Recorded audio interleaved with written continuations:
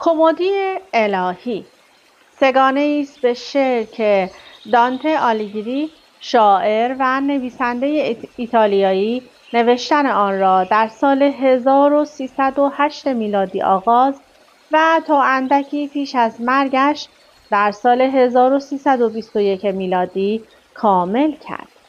این کتاب از زبان اول شخص است و دانته در این کتاب سفر خیالی خود را به دوزخ، برزخ و بهشت تعریف می کند.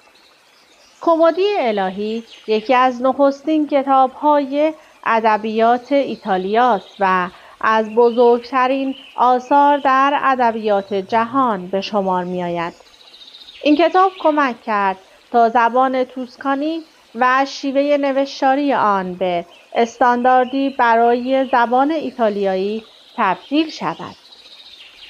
به نظر می رسد این کتاب تأثیر زیادی از کتاب اردا ویرافنامه داشته است، چرا که هماهنگی زیادی بین این دو کتاب وجود دارد و کمدی الهی پس از این کتاب زرتشتی نوشته شده است.